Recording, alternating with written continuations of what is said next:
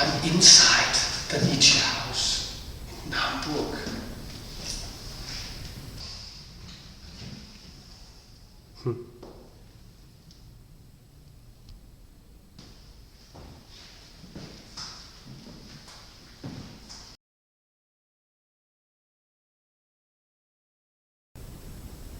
Hi there, and welcome back. I'm Kasper Johansen and your YouTube philosopher. In the last video about Nietzsche and his philosophy, I told you that the world, according to Nietzsche, is without any form of value, meaning, or truth. We live in a world that's pervaded by nihilism. And according to Nietzsche, there's two kinds of ways we can deal with such a world. We can deal with such a world as a weak person or as a strong person. This video here is about Nietzsche's strong person and how he deals with a world of nihilism. Let's go back to Denmark.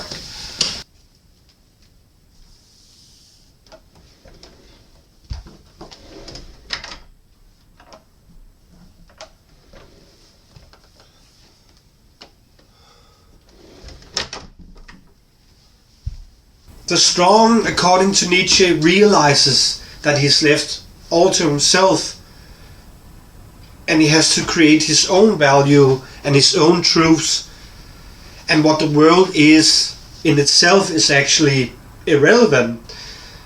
The most important thing for Nietzsche is what the world is for you. The strong, Nietzsche's famous Superman, Übermensch, he has his own devotions and he lives beyond ideals. Beyond ideals. He lives beyond good and evil. Don't trust authorities. Don't trust your idols. Don't trust science, religion, ethics. Kill your idols, he says in a way. The Superman Nietzsche's Superman reformulates and creates his own values and his own truth. He's not subject to any false values of that of the religion or the prevailing morality of his time. A criticism of Nietzsche, one could argue that Nietzsche's philosophy goes too far when he says compassion, especially compassion for the weak, is actually a slave morality resulting from a Platonic Christianity value thinking that we talked about in the last video.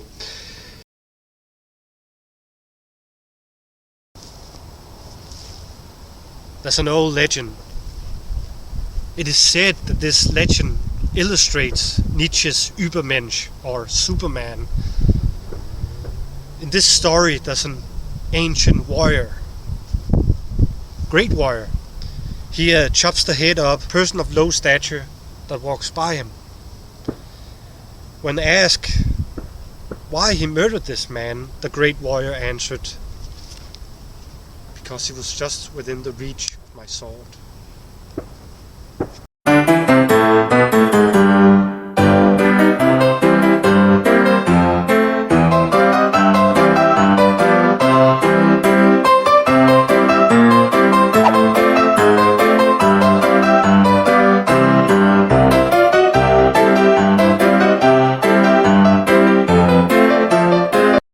I think the old legend with the great warrior kind of shows where Nietzsche's philosophy goes too far in his view of the weak. But he also says in his philosophy in so many ways that you have to kill your idols. So I have to kill Nietzsche's philosophy in a way, because I have to create my own values, right? Create my own interpretation of how I view the things. So my personal interpretation of what we can take with us from Nietzsche's philosophy is that Nietzsche's philosophy is a call to think independently and take responsibility of your own life. Do not take for granted what you see in the television, in news, on YouTube. Do not take for granted what politicians, priests and scientists tell you.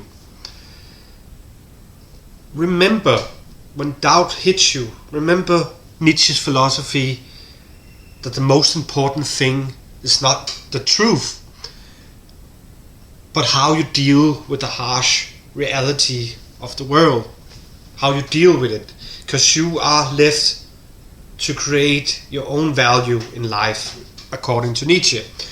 Nietzsche has a fable in his philosophy, I think shows a good point. What I like about his philosophy, there's a fable about three spirit figures, and the first spirit figure is that of the camel. The camel. And the camel is kind of like a passive. A camel is a passive ruminant that just accepts its burden, although it suffers from that burden. It carries a heavy burden on its back. The camel is a symbol of the spirit that still believes that there's a truth that can be found out there. And that's why it takes on this burden and suffers, because it believes it will be all worth it in a while, because it will find an absolute truth or a real truth out there. That's the picture Nietzsche paints of the weak spirit. Then there's the second spirit in this fable, which is the lion. The lion. And the lion is symbolized because it fights in this fable with dragons. And the lion is the strong spirit. And the dragons are authorities that's trying to tell the lion what to do. And the lion struggles with these representations of so-called truth, because the lion has realized that there does not exist such a truth, and it must fight against all them who proclaim they have the truth and possesses the truth.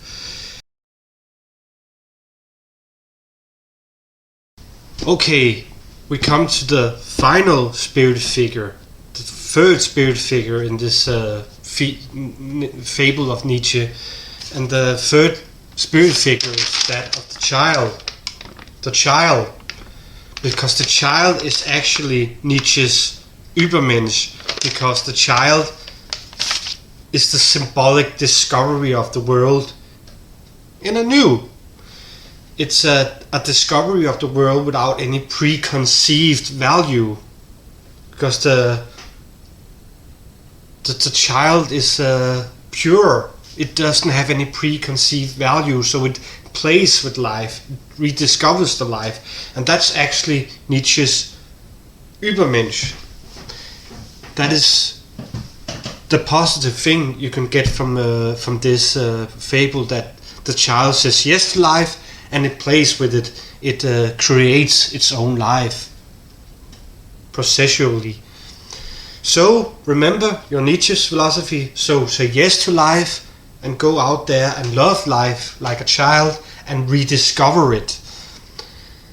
And remember what Nietzsche also says: what doesn't kill you makes you stronger. And also remember that there are no objective truth in the world, no objective value truth in the world. So you decide yourself what is good for you, what is bad for you. Nobody can tell you. It's your decision. So I hope you enjoyed this video. I see you in the next.